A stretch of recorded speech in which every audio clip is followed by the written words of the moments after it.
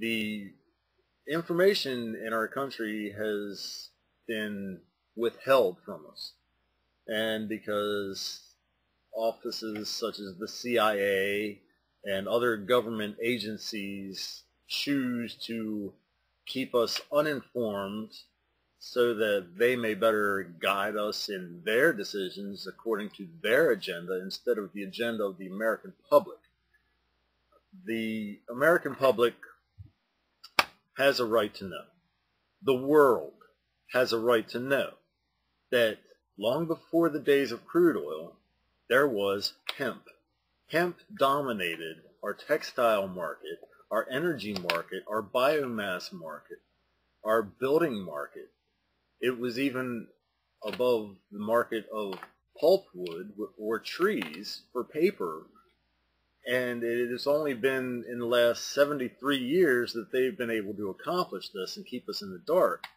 I believe that a century is long enough for the American people to keep their eyes and stop turning away from the truth and actually realize and wake up that these things need to be addressed.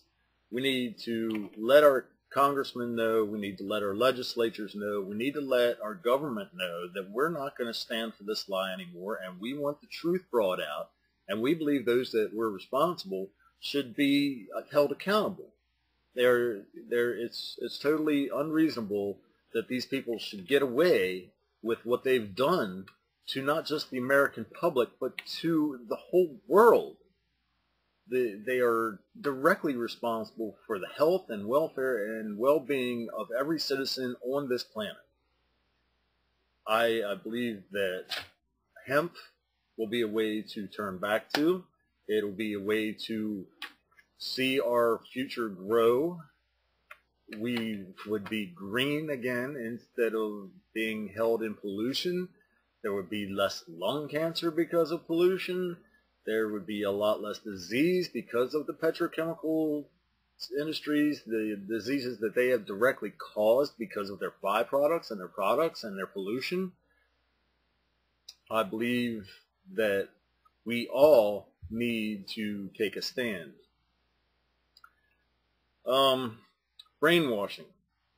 It's actually been done by the Soviet Union for years. The U.S. government just took lessons. Thanks to the CIA help. The original combustion engine was developed 30 years before crude oil. Not many people know this. The original combustion engine was not designed to run on gasoline. Many places in history claim that Henry Ford was the first one to produce the car, and it's misguided that he used a gasoline engine for his first car, the Model T. In fact, what they neglect to tell you is the truth of the methanol fuel that was originally used by the original horseless carriage. Long before crude oil was developed, the car by Henry Ford was built from hemp.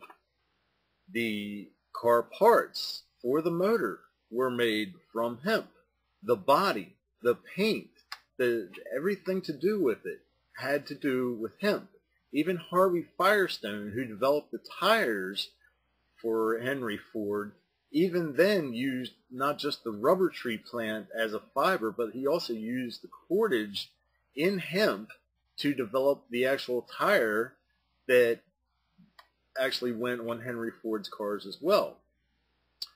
Rudolf Diesel, originally made his diesel engine back in 1891 and entered into the 1900s World Fair and ran that off of peanut oil.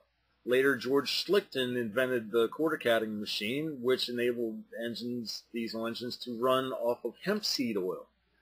These are clean products, clean fuels, green fuels, and we have been denied the right to use these clean fuels and been forced as a people of the world to depend on fossil fuels, which are totally polluting. They knew they were polluting.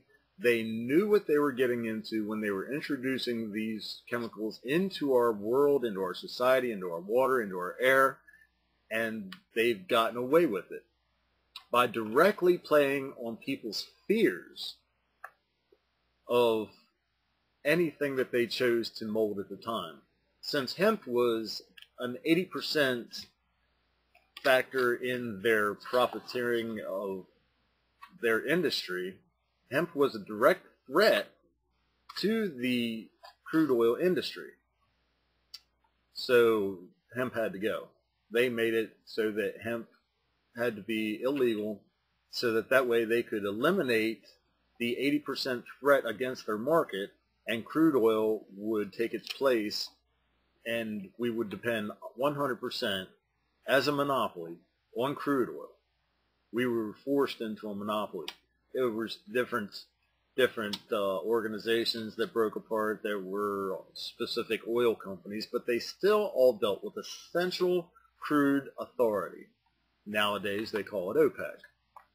Back then they didn't have the development name for it yet. Okay, I want to take a minute now and kind of switch topics up here on you a little bit as far as how our government is actually controlling our moves and how big power industries actually control our lives instead of the government allowing us to live free. It is not the government that is running our lives, it is industry that is running our lives, and one of those industries is if not all the way in blame for our economic status currently and our health care, thanks to the insurance companies. Now that the health care bill has been crossed to pass the board, it's up to the insurance companies, and it is a law now that we must have insurance. It's a law that we must have insurance to drive our cars. It's a law that we have insurance to work. It's a law that we have to have insurance to live. Can you believe that? We have to have insurance to have the right to be alive. When does this insanity stop? They've got their bailouts. The only thing the bailouts did was merge the insurance companies to the U.S. government. So therefore, the U.S. government claims to own the insurance companies, but however, the insurance companies set the policy for their policies and their coverage. So therefore, the government may own a percentage of the insurance company, but the insurance company runs the government. The parity is alarming.